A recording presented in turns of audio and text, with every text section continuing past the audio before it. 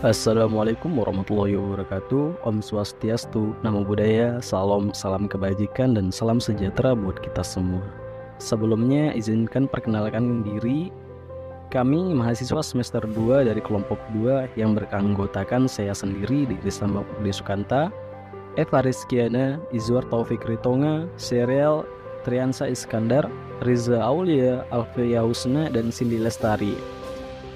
Dalam video kali ini kami akan membahas tentang imigran di Taiwan. Video ini dibuat untuk memenuhi tugas mata kuliah globalisme dan transnasionalisme dengan dosen pengampu Ibu Hendrini Renola Fitri SIPMA.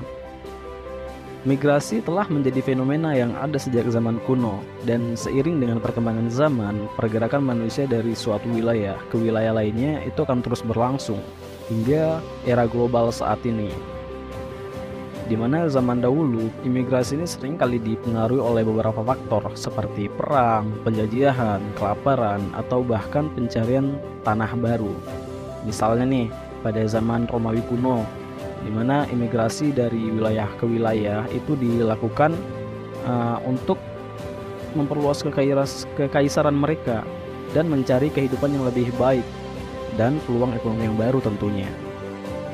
Hingga dengan adanya globalisasi pada era modern saat ini, itu menimbulkan perspektif-perspektif baru mengenai imigrasi yang menjadi semakin beragam. Selain alasan ekonomi, mereka mencari pekerjaan yang lebih baik atau peluang bisnis seperti faktor-faktor iklim, konflik politik, penindasan, ataupun perubahan pendidikan yang berkualitas itu juga mempengaruhi keputusan seseorang untuk bermigrasi. Nah, untuk memperluas pembahasan imigran, mari kita simak terus penjelasannya sampai akhir. Apa itu migran? Migran merupakan pekerja yang bekerja di luar tempat dari asal mereka, baik dalam negeri maupun di luar negeri. Dan didapatkan pengertian lain yang berasal dari International Organization for Migration. Migran merupakan seseorang yang pindah dari tempat tinggalnya yang biasa. Baik, kita langsung ambil contoh seperti di Indonesia.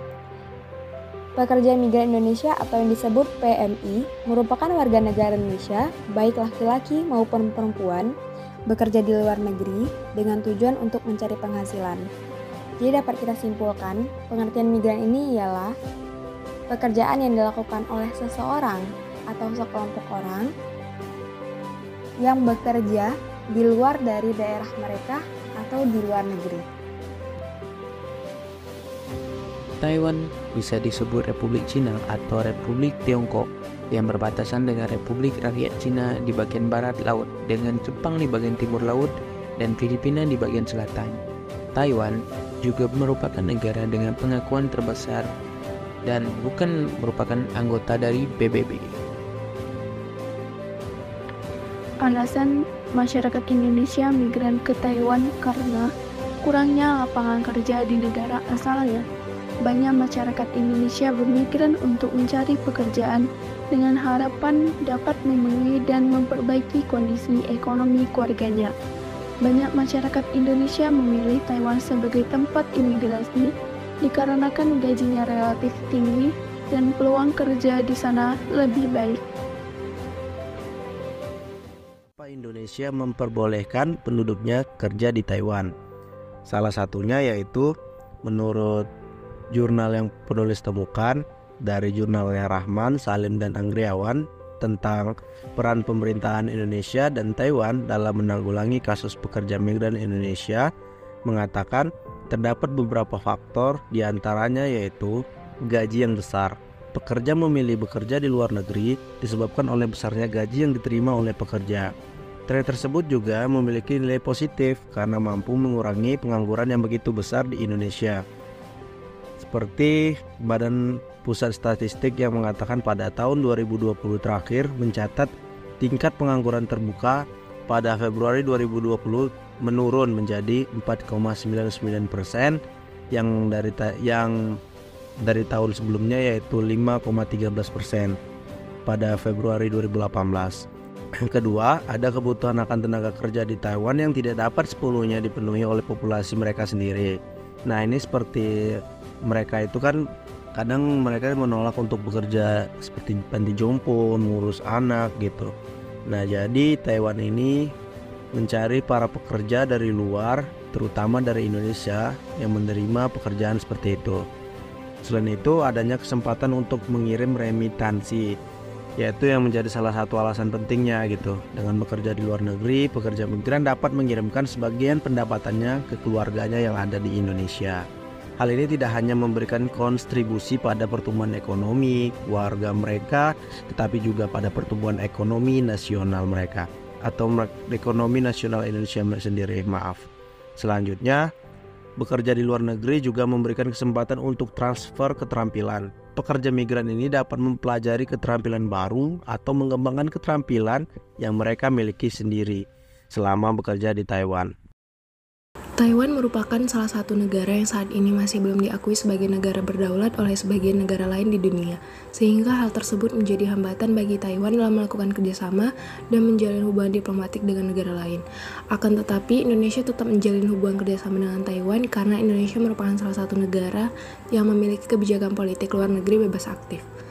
Kementerian Luar Negeri Republik Cina Taiwan bertanggung jawab terhadap kebijakan luar negeri bangsa dan usaha diplomatik. Pasal 141 Konstitusi ROC atau Republic of China menyatakan bahwa kebijakan luar negeri Republik China harus dalam semangat kemandirian dan inisiatif di atas dasar prinsip-prinsip kesetaraan dan timbal balik, menumbuhkan asas bertetangga yang baik dengan negara-negara lain dan berdasarkan perjanjian internasional dan piagam PBB untuk melindungi hak-hak dan kepentingan warga negara Taiwan yang tinggal di luar negeri, mempromosikan kerjasama internasional, memajukan keadilan internasional, dan memastikan perdamaian dunia. Taiwan berupaya lebih keras dalam mempromosikan diplomasi perdamaian, menciptakan kemitraan yang berkelanjutan dan sekutu diplomatik, memperdalam dan memperluas hubungan dengan negara-negara yang memiliki status yang sama, serta memelihara perdamaian dan stabilitas regional. Meskipun Taiwan tidak memiliki kebijakan luar negeri khusus terhadap Indonesia, Taiwan membentuk kantor perdagangan dan ekonomi Taipei di Jakarta atau TETO, Taiwan Economic and Trade Office. Hal tersebut sebagai bentuk menjalankan kebijakan luar negerinya dan demi melindungi kepentingan warga negara Taiwan di Indonesia. Sedangkan untuk warga negara Indonesia yang berada di Taiwan terdapat KDEI, Kamar Dagang dan Ekonomi Indonesia. KDEI memiliki beberapa fungsi, yaitu mewakili dan melindungi kepentingan ekonomi dan warga negara Indonesia, meningkatkan hubungan ekonomi, perdagangan, industri, investasi, dan pariwisata, mendorong kerjasama antara dunia usaha, memberikan pelayanan informasi, dan membantu kelancaran pemasaran komoditi ekspor Indonesia ke Taiwan, serta melakukan kegiatan promosi dan penerobosan pasar.